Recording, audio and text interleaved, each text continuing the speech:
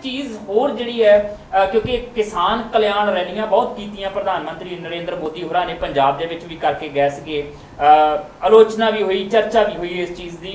तो राहुल गांधी ने एक किसानां दा जदों नुकता चुक्या, वो कहंदे पिछले दिनी जिहड़ा MSP वधाया गया सीगा ते उस MSP नूं लैके बहुत प्रचार किया गया।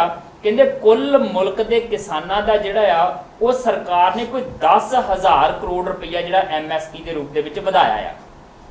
ते इहदे मुकाबलतन राहुल गांधी का कहना है, राकेश आनंद जी, कि जिहड़ी कर्नाटका च हुण सरकार बनी आ उन्हां दी JDU दे नाल, दूसरे JDS दे नाल, उस सरकार ने कल्ले कर्नाटका दे विच 30,000 दा किसानां दा जिहड़ा वो कर्जा माफ कर दित्ता। जी जी बिल्कुल ठीक है। कहंदे देख लो कित्थे मुल्क लई तुसीं कीता ते इन्ना प्रचार कर रहे हो ते असीं कल्ले कर्नाटका च कीता है। बिल्कुल जसवीर, पिछले दिनों के विच ये पूरी एक रिपोर्ट जिहड़ी आ वो आई आ, और कर्नाटका ने जो असीं एक तुहानूं याद होगा इस प्रोग्राम च कहा गया सी भी जिहड़ा पंजाब आ वो भी कर्नाटका मॉडल क्यों नहीं अपना रहा।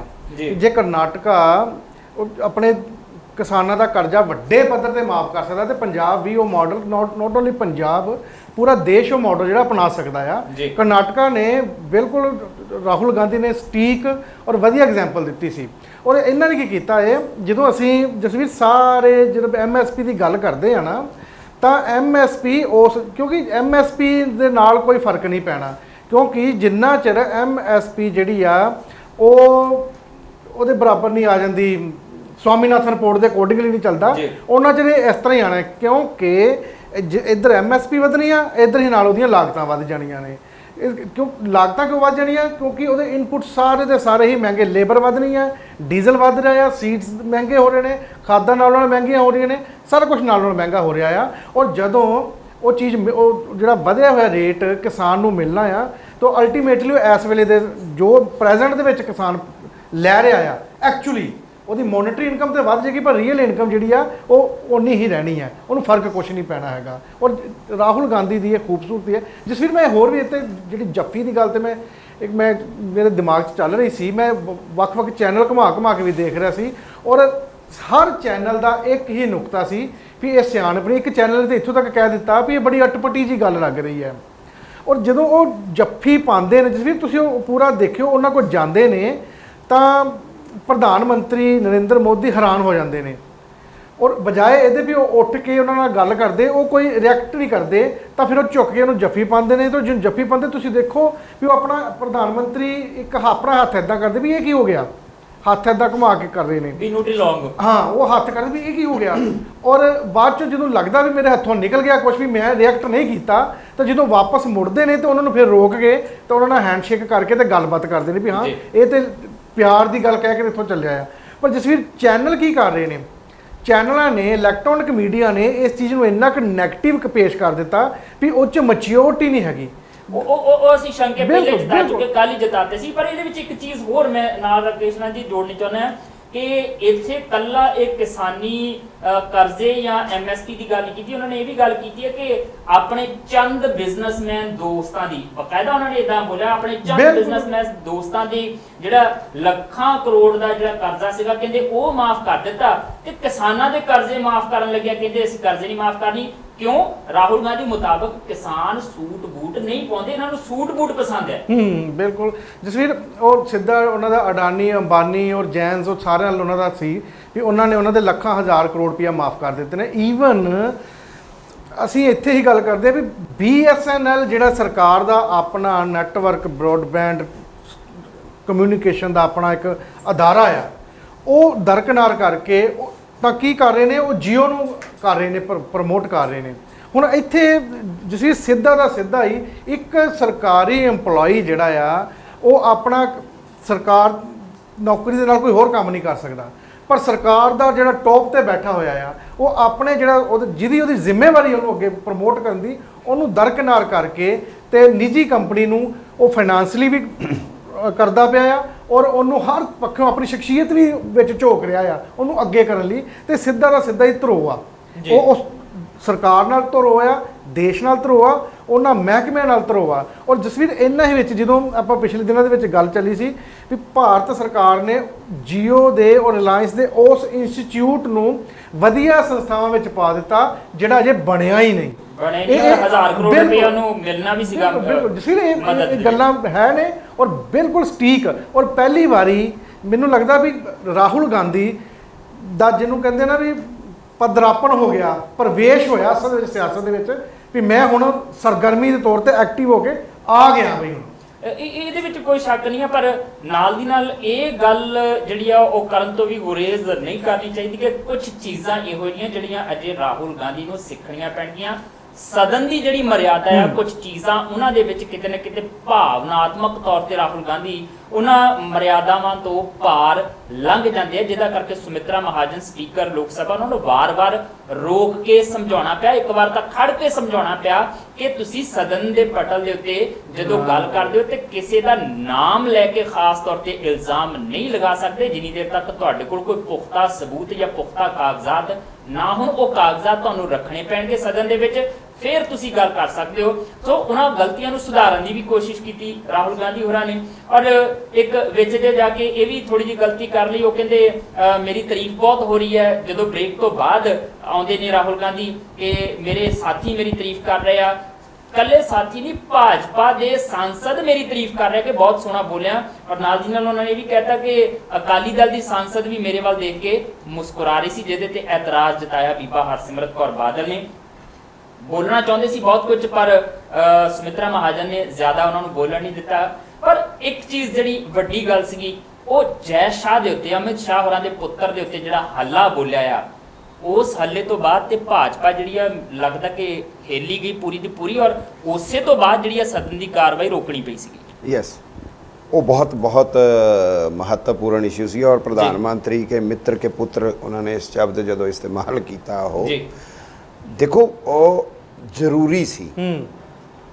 जिस तरीके दियां खबरां आईयां और जिस तरीके उन्होंने ऐनू उधरले बने पी चिदंबरम ਨੂੰ ਅੰਦਰ ਵੀ ਕੇਸ ਦੇ ਵਿੱਚ ਇਨਵੋਲਵ ਕਰ ਰਿਹਾ ਤੇ ਉਹ ਅਮਿਤ ਸ਼ਾਹ ਹੋਰਾਂ ਦੇ ਬੇਟੇ ਨੂੰ ਐਨ ਜਦੋਂ ਮੱਖਣ ਚੋਂ ਵਾਲ ਕੱਢੀ ਦਾ ਇਸ ਤਰੀਕੇ ਦੇ ਨਾਲ ਬਚਾਉਣਾ ਸਰਕਾਰ ਵਾਸਤੇ ਉਹ ਪ੍ਰਧਾਨ ਨੇ ਬੀਜੇਪੀ ਦੇ। ਸੋ ਉਹ ਸਾਰਾ ਨੰਗਾ ਚਿੱਟਾ ਹੀ ਸੀ ਔਰ ਉਹ ਨੰਗੇ ਚਿੱਟੇ ਸੱਚ ਨੂੰ ਭਾਜਪਾ ਵਾਸਤੇ ਸਵੀਕਾਰ ਕਰਨਾ ਬਹੁਤ ਔਖਾ ਸੀ। ਜਸਵੀਰ ਮੈਂ ਹੈਰਾਨ ਹੋ ਰਿਹਾ ਸੀਗਾ ਇਸ ਡਿਬੇਟ ਦੇ ਵਿੱਚ। ਰਾਜਨਾਥ ਸਿੰਘ ਸਾਡੇ ਗ੍ਰਹਿ ਮੰਤਰੀ ਨੇ ਕੇਂਦਰ ਦੇ, ਉਹ ਜਵਾਬ ਦੇ ਰਹੇ ਸੀਗੇ ਕੁਝ ਗੱਲਾਂ ਦਾ, ਕਿਸੇ ਵੀ ਸਵਾਲ ਦਾ ਜਵਾਬ ਨਹੀਂ ਦਿੱਤਾ ਜੀ, ਬਲਕਿ ਉਲਟਾ यूपीए ਨੂੰ इनको लीडर नहीं मिलेगा, ये खुद इनको खुद पर भरोसा नहीं है, बेभरोसगी है इनको, है ना। वो इस तरीके ਦੀਆਂ ਗੱਲਾਂ ਕਰ ਰਹੇ ਸੀ ਤੇ ਨਾਲ ਪੋਜ਼ਿਟਿਵਲੀ ਕਹਿ ਰਹੇ ਸੀਗੇ ਕਿ ਹਮ ਅਸੀਂ ਕੱਲ੍ਹ ਹੀ ਬਿੱਲ ਪਾਸ ਕਾਨੂੰਨ ਬਣਾਇਆ ਹੈ, ਉਹ ਹੈ ਆਰਥਿਕ ਭਗੌੜਿਆਂ ਦਾ ਜੀ।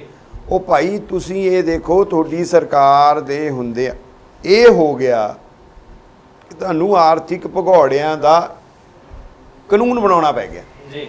ਇਹਦਾ ਮਤਲਬ ਸੰਕਟ ਤੁਹਾਡੇ ਹੁੰਦੇ ਆ, ਸੰਕਟ ਗਹਿਰਾਇਆ ਆ।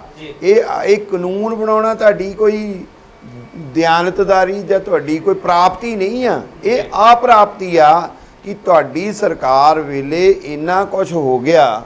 ਔਰ ਤਸਵੀਰ ਆਪਾਂ ਕੱਲ੍ਹ ਵੀ ਗੱਲ ਕਰਦੇ ਸੀ, ਪਹਿਲਾਂ ਵੀ ਗੱਲ ਕੀਤੀ ਹੈ ਕਿ ਇਹਨਾਂ ਨੇ ਐਸੇ ਐਕਸਪੈਰੀਮੈਂਟ ਕੀਤੇ ਜਿਹਦੇ ਵਾਸਤੇ ਸ਼ਬਦ ਮੈਟਾਫਰ ਬਣ ਕੇ ਸ਼ਬਦ ਜਿਹੜੇ ਆ ਉਹ ਇਸ 5 ਸਾਲਾਂ ਦੇ ਜਿਹੜੇ ਆ ਨਾ ਉਹ ਪੋਲੀਟੀਕਲ ਹਿਸਟਰੀ 'ਚ ਲਿਖੇ ਜਾਣਗੇ।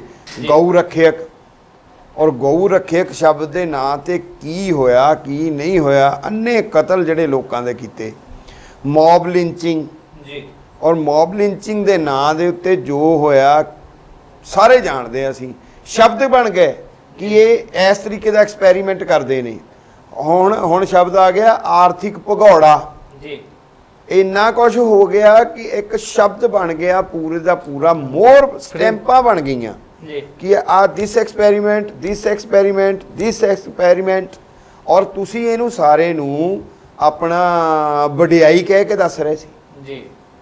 ਮੈਂ ਹੈਰਾਨ ਰਹਿ ਗਿਆ, ਉਹ ਵਡਿਆਈ ਦੱਸ ਰਿਹਾ ਸੀ ਇਸ ਸਾਰੇ ਨੂੰ ਰਾਜਨਾਥ ਸਿੰਘ ਹੁਣੀ ਜਦੋਂ ਆਪਣੀ ਸਾਰੀ ਗੱਲਬਾਤ ਕਰ ਰਹੇ ਸੀਗੇ। ਯਾਨੀ ਜਿੰਨਾ ਨਕਾਰਾਤਮਕ ਤੁਸੀਂ ਕਾਰਜ ਕੀਤੇ ਨੇ ਔਰ ਸਰਕਾਰ ਕੋਲ ਬਿਲਕੁਲ ਜਵਾਬ ਨਹੀਂ ਸੀ, ਕਿਸੇ ਵੀ ਸਵਾਲ ਦਾ ਜਵਾਬ ਨਹੀਂ ਸੀ। ਮੁਲਾਇਮ ਸਿੰਘ ਯਾਦਵ ਹੋਰੀ ਬੋਲ ਰਹੇ ਸੀਗੇ, ਬੜੇ ਖੂਬਸੂਰਤ, ਉਹ ਮੁਲਾਇਮ ਨਹੀਂ ਸਖਤ ਮੈਨੂੰ ਲੱਗੇ, ਔਰ ਸਖਤ ਹੋਣਾ ਚਾਹੀਦਾ। ਹਾਂ ਨੇ ਗੱਲਾਂ ਬਹੁਤ ਸਖਤ ਕੀਤੀਆਂ ਉਹਨਾਂ ਨੇ। ਔਰ ਜਿਹੜਾ ਉਹਨਾਂ ਨੇ ਬੇਰੁਜ਼ਗਾਰ ਨੌਜਵਾਨ, ਹੈਲਥ ਔਰ ਐਜੂਕੇਸ਼ਨ, ਇਹਨਾਂ ਇਸ਼ੂਜ਼ ਨੂੰ ਜਿਹੜਾ ਕੰਸੈਂਟਰੇਟ ਕੀਤਾ ਉਹ ਬਹੁਤ ਮਹੱਤਵਪੂਰਨ ਹੈ। ਜਿਸ ਤਰੀਕੇ ਨਾਲ ਇਹਨੇ UGC ਨੂੰ ਕੀਤਾ, ਜਿਸ ਤਰੀਕੇ ਦੇ ਨਾਲ ਇਹਨਾਂ ਨੇ ਜਿਹੜੇ ਇਹਨਾਂ ਦੇ ਮਾੜਾ ਮੋਟੀ ਮੁਖਾਲਫਤ ਕਰਨ ਵਾਲੇ ਲਿਟਰੇਰੀ ਮੈਗਜ਼ੀਨਸ ਹੈਗੇ ਆ, ਉਹ UGC ਵੱਲੋਂ ਉਹਨਾਂ ਦੀ ਮਾਨਤਾ ਰੱਦ ਕਰਵਾਈ। ਵੱਡੀ ਪੱਧਰ ਤੇ 400-500 ਦੇ ਕਰੀਬ ਮੈਗਜ਼ੀਨ ਰੱਦ ਕਰਵਾਏ, ਬੜੇ ਮਹੱਤਵਪੂਰਨ ਮੈਗਜ਼ੀਨ ਰੱਦ ਕਰਵਾਏ। ਜਿਸ ਤਰੀਕੇ ਨਾਲ ਇਹਨਾਂ ਨੇ ਸਿਲੇਬਸ ਦੇ ਵਿੱਚ ਹਿੰਦੂਕਰਨ ਕਰਨ ਦੀ ਕੋਸ਼ਿਸ਼ ਕੀਤੀ, ਹਰ ਸਿਲੇਬਸ ਦੇ ਵਿੱਚ ਉਹਦਾ ਰਾਸ਼ਟਰੀਕਰਨ ਕਰਨ ਦੀ ਕੋਸ਼ਿਸ਼ ਕੀਤੀ, ਹਿਸਟਰੀ ਦੀ ਡਿਸਟੋਰਸ਼ਨ ਕੀਤੀ, ਬਹੁਤ ਮਹੱਤਵਪੂਰਨ ਇਸ਼ੂ ਆ। ਔਰ ਸਿਹਤ ਦਾ ਜਿੰਨਾ ਮਹੱਤਵਪੂਰਨ ਇਸ਼ੂ ਆ, ਖਾਸ ਕਰ ਜੇ ਮੈਂ ਪੰਜਾਬ ਦੀ ਗੱਲ ਕਰਦਾ ਤਾਂ ਪੰਜਾਬ ਵਾਸਤੇ ਸਿਹਤ ਦਾ ਇਸ਼ੂ ਬਹੁਤ ਮਹੱਤਵਪੂਰਨ ਆ। ਅਸੀਂ ਪਿਛਲੇ ਦਿਨੀ ਡਿਸਕਸ ਕੀਤਾ ਸੀਗਾ ਕਿ ਨਸ਼ਿਆਂ ਦੇ ਨਸ਼ੇ ਕਹੀ ਜਾਂਦੇ ਆ, ਤੇ ਜੇ ਦਾਖਾ ਹਲਕੇ ਦੇ ਵਿੱਚੋਂ 66 ਦੇ ਕਰੀਬ ਜਿਹੜੇ ਨੌਜਵਾਨ ਨਸ਼ਿਆਂ ਵਾਲੇ ਲਿਆਂਦੇ ਜਾਂਦੇ ਨੇ, 43 ਦੇ ਕਰੀਬ ਜਿਹੜੇ ਉਹ ਕਾਲੇ ਪੀਲੀਏ ਦੇ ਸ਼ਿਕਾਰ, ਔਰ ਬਾਕੀ ਏਡਸ ਦੇ ਸ਼ਿਕਾਰ, ਯਾਨੀ ਔਰ ਕੈਂਸਰ ਦਾ ਸਾਰਾ ਮਾਲਵਾ ਭਰਿਆ ਪਿਆ ਹੈ। ਸੋ ਇਹ ਬਹੁਤ ਹੀ ਭਿਆਨਕ ਸਥਿਤੀ ਦੇ ਵਿੱਚ ਜਿਹੜਾ ਪੰਜਾਬ ਔਰ ਬਾਕੀ ਦੇਸ਼ ਵੀ, ਹੈਲਥ ਔਰ ਐਜੂਕੇਸ਼ਨ ਔਰ ਬੇਰੁਜ਼ਗਾਰੀ, ਮੁਲਾਇਮ ਯਾਦਵ ਨੇ ਤਿੰਨੇ ਇਸ਼ੂ ਸੀਗੇ ਜਿਨ੍ਹਾਂ ਦੇ ਉੱਤੇ ਸਰਕਾਰ ਨੂੰ ਘੇਰਿਆ ਗਿਆ ਇਸ ਬੇਭਰੋਸਗੀ ਮਤੇ ਦੇ ਦੌਰਾਨ। ਹਾਲਾਂਕਿ ਇਹ ਸਾਰੇ ਜਾਣਦੇ ਆ, ਭਾਜਪਾ ਵੀ ਜਾਣਦੀ ਹੈ, ਵਿਰੋਧੀ ਧਿਰਾਂ ਵੀ ਜਾਣਦੀਆਂ ਨੇ, ਪੂਰਾ ਮੁਲਕ ਜਾਣਦਾ ਹੈ ਕਿ ਅੰਕੜਿਆਂ ਦੀ ਖੇਡ ਦੇ ਵਿੱਚ ਭਾਰਤੀ ਜਨਤਾ ਪਾਰਟੀ ਦਾ ਪੱਲੜਾ ਭਾਰੀ ਹੈ ਔਰ ਕਿਸੇ ਵੀ ਤਰੀਕੇ ਨਾਲ ਸਰਕਾਰ ਜਿਹੜੀ ਹੈ ਡਿੱਗ ਨਹੀਂ ਸਕਦੀ। ਪਰ ਇੱਥੇ ਇਹ ਪਹਿਲੀ ਵਾਰੀ ਹੋ ਰਿਹਾ ਹੈ ਕਿ ਚੋਣਾਂ ਤੋਂ ਐਨ ਪਹਿਲਾਂ ਬੇਭਰੋਸਗੀ ਮਤਾ ਆ ਰਿਹਾ ਹੈ ਔਰ ਇਸ ਬੇਭਰੋਸਗੀ ਮਤੇ ਦੇ ਦੌਰਾਨ ਵੀ ਸੰਸਦ ਦੇ ਵਿੱਚ ਜਿਹੜੀਆਂ ਗੱਲਾਂ ਹੋ ਰਹੀਆਂ ਨੇ, ਜਿਹੜੇ ਨੁਕਤੇ ਉਠਾਏ ਜਾ ਰਹੇ ਨੇ, ਜਿਸ ਤਰੀਕੇ ਨਾਲ ਸੱਤਾ ਧਿਰ ਜਵਾਬ ਦੇ ਰਹੀ ਹੈ, ਜਵਾਬ ਦੇਣ ਦੀ ਥਾਂ ਤੇ ਉਹਨਾਂ ਸੂਬਿਆਂ ਦੇ ਕਾਰਗੁਜ਼ਾਰੀਆਂ ਗਿਣਾਉਣ ਦੀ ਕੋਸ਼ਿਸ਼ ਕੀਤੀ ਜਾ ਰਹੀ ਹੈ ਜਿੱਥੇ ਚੋਣਾਂ ਨੇ ਰਾਜਸਥਾਨ, ਛੱਤੀਸਗੜ੍ਹ, ਮੱਧ ਪ੍ਰਦੇਸ਼, ਸਾਂਸਦ ਉੱਠ ਕੇ ਭਾਜਪਾ ਦਾ ਇਹ ਕਹਿੰਦਾ ਉੱਥੇ ਅਸੀਂ ਆਹ ਕਰਤਾ, ਉੱਥੇ ਅਸੀਂ ਆਹ ਕਰ ਦਿੱਤਾ, ਇੰਨੀ ਗਰੋਥ ਲੈਂਦੀ, ਸਿੱਧੇ ਤੌਰ ਤੇ ਚੋਣ ਪ੍ਰਚਾਰ ਦਾ ਜ਼ਰੀਆ ਬਣਾ ਦਿੱਤਾ ਗਿਆ ਹੈ ਸੰਸਦ ਨੂੰ। ਔਰ ਸੰਸਦ ਦੇ ਵਿੱਚ ਸਰਕਾਰੀ ਖਰਚੇ ਤੇ ਇਸ ਵੇਲੇ ਚੋਣ ਪ੍ਰਚਾਰ ਹੋ ਰਿਹਾ। ਹਕੀਕਤ ਇਹ ਹੈ ਸਿਰਫ 2019 ਮੱਦੇਨਜ਼ਰ ਰੱਖਿਆ ਗਿਆ। ਵਿਰੋਧੀ ਧਿਰਾਂ ਆਪਣੇ ਨੁਕਤੇ ਨਿਗਾਹ ਤੋਂ ਇਸ ਬੇਭਰੋਸਗੀ ਮਤੇ ਨੂੰ ਕੈਸ਼ ਕਰਨ ਦੀ ਕੋਸ਼ਿਸ਼ ਦੇ ਵਿੱਚ ਨੇ, ਸੱਤਾ ਧਿਰ ਆਪਣੇ ਨੁਕਤੇ ਨਿਗਾਹ ਦੇ ਨਾਲ ਇਹਨੂੰ ਕੈਸ਼ ਕਰਨ ਦੀ ਕੋਸ਼ਿਸ਼ ਦੇ ਵਿੱਚ ਨੇ। ਇੱਥੇ ਭਾਵੇਂ ਬੇਭਰੋਸਗੀ ਮਤਾ ਕਿਸੇ ਹੋਰ ਤਰੀਕੇ ਨਾਲ ਚੱਲੇਗਾ, ਅੰਕੜਿਆਂ ਦੀ ਖੇਡ ਦੇ ਵਿੱਚ ਭਾਰਤੀ ਜਨਤਾ ਪਾਰਟੀ ਜਿੱਤਦੀ ਹੈ ਤੇ ਵਿਰੋਧੀ ਧਿਰਾਂ ਹਾਰਦੀਆਂ ਸਾਫ਼ ਨਜ਼ਰ ਆ ਰਹੀਆਂ ਨੇ। ਪਰ 2019 ਦੇ ਵਿੱਚ ਲੋਕਾਂ ਦੇ ਹੱਥ ਹੋਏਗੀ ਡੋਰ। ਇਹ ਫਿਰ ਅੰਕੜਿਆਂ ਦੀ ਖੇਡ ਇੰਜ ਦੀ ਨਹੀਂ ਹੋਏਗੀ। ਲੋਕਾਂ ਲਈ ਸਰਕਾਰ ਨੇ ਜੇ ਕੁਝ ਕੀਤਾ ਹੈ ਤੇ ਦੁਬਾਰਾ ਸੱਤਾ 'ਚ ਲਿਆਂਦਾ ਜਾਏਗਾ ਭਾਰਤੀ ਜਨਤਾ ਪਾਰਟੀ ਨੂੰ, ਤੇ ਜੇ ਲੋਕਾਂ ਨੂੰ ਲੱਗਾ ਕਿ ਇਸ ਸਰਕਾਰ ਨੇ ਕੁਝ ਕੀਤਾ ਨਹੀਂ ਤੇ ਫਿਰ ਭਾਜਪਾ ਲਈ ਮੁਸ਼ਕਲ ਹੋ ਜਾਏਗਾ ਮੁੜ ਸੱਤਾ ਦੇ ਵਿੱਚ ਬੈਠਣਾ। ਫਿਲਹਾਲ ਛੋਟੀ ਜਿਹੀ ਬ੍ਰੇਕ ਤੋਂ ਬਾਅਦ ਫਿਰ ਮਿਲਦੇ ਹਾਂ। ਦੇਖਦੇ ਰਹੋ ਚੱਕਦੇ ਟੀਵੀ।